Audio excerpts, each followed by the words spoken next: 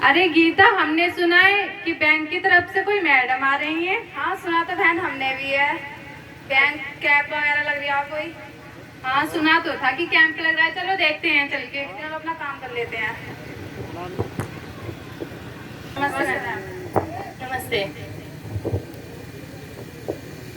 जैसा कि आप लोग जानते हैं कि हम यहाँ आए हैं वित्तीय साक्षरता के ऊपर आपको जागरूक करने के लिए, क्योंकि गाँवों में महिलाओं की स्थिति ऐसी है कि वो लोग आजकल जागरूक नहीं हैं वित्तीय साक्षरता को लेके।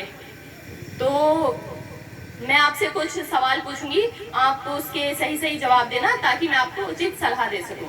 जी मैडम। तो आप बताइए, क्या आपका खाता है बैंक में? खाता मैम, खाता तो नहीं है। अच्छा, तो आप ये बताइए आपकी आय और व्यय कितना है? आय और व्यय क्या होता है मैडम?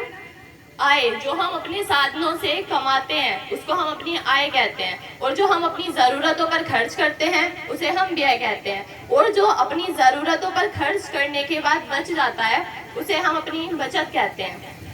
लेकिन मैडम, हमारी आय तो हमारी खेती से आती है, और जो हमारी बचत होती है वो हम एक मटके में संभाल के रख लेते हैं। अच्छा, अगर सोचो दुर्भाग्यवश तुम्हारा वो मटका कोई चोरी कर ले तब? अरे नहीं नहीं मैडम, ऐसा मत बोलो। अगर ऐसा हुआ तो मेरी तो जिंदगी भर की कमाई चली जाएगी, मैं तो बर्बाद जाऊंगी मैडम। हाँ, तो फिर तुम अपना धन बैंक में जमा क्यों नहीं करते? मैडम, उसके लिए हमें खाता खुलवाना पड़ेगा, आपने बताया, लेकिन हमें ये पता ही नहीं कि खाता कैसे खुलता है।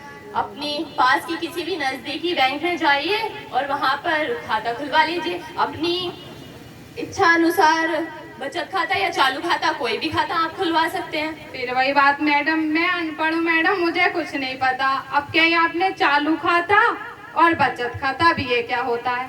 बचत खाता वो होता है जो सीमित लेन देन के लिए होता है, जिस पर आपकी जमा धनराशि पर आपको ब्याज मिलता है, और चालू खाता वो होता है जो अधिक लेन देन के लिए होता है, जिस पर आपको कोई ब्याज नहीं मिलता है और समय पर आपको उसका टैक्स भी देना पड़ता है, यानी कि कुछ पैसे देने पड़ते हैं अपनी इनकम के हिसाब से, आय के हिसाब से। तो मैडम, हम मतलब अपना चालू खाता या बचत खाता जो हमें खुलवाना है वो कैसे खुलवाएं? अपनी नजदीकी बैंक में जाइए, वहां से खाता खोलने के लिए एक फॉर्म लीजिए और केवाईसी कराइए, खाता खुल जाएगा। ए राम मैडम, कितनी बार क्यों, मैं अनपढ़ हूँ। आपने बताया केवाईसी, अब ये केवाईसी क्या होती है? KYC means know your customer, अपने ग्राहक को जानो। जब आप बैंक में जाएंगे तो वो आपकी पहचान के लिए आपसे कोई आपका पहचान पत्र लेंगे, जैसे आधार कार्ड, फोटो और कुछ भी हो सकता है, मतलब जिससे आपकी पहचान का पता चले बैंक में। तो मैम, और क्या क्या लाभ होते हैं हमें खाता खुलवाने से? खाता खुलवाने से आपको बहुत सारे लाभ हैं, जैसे आपको सारी सरकारी योजनाओं का लाभ मिलेगा, जैसे प्रधानमंत्री जन धन योजना, प्रधानमंत्री फसल बीमा योजना और प्रधानमंत्री जीवन ज्योति योजना, और भी ऐसी कई सारी जो भी सरकार के द्वारा चलाई गई योजनाएं हैं, उन सभी का आपको लाभ मिलता है अगर आपका बैंक में खाता है तभी। और ज़रूरत पड़ने पे लोन की भी सुविधा, अगर आपको ज़रूरत है तो आप बैंक से लोन भी ले सकते हैं। श्रमिक किसान क्रेडिट कार्ड पर आपको 1 लाख से 60,000 तक का लोन मिल सकता है, जो आपको 7% की ब्याज दर पर दिया जाता है, जिसमें से 4% आपको सब्सिडी मिलती है और 3% की दर से आपको उसका ब्याज चुकाना पड़ता है। अब लोन लेने के फायदे भी सुनो। साहूकार से लोन लेते हैं तो उसमें आपको वो समय नहीं देते लोन चुकाने के लिए, बैंक आपको समय भी देता है।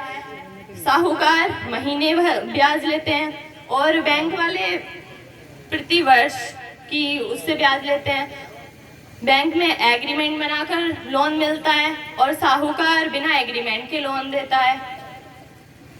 तो किसी भी साहूकार के चक्कर में ना पड़े।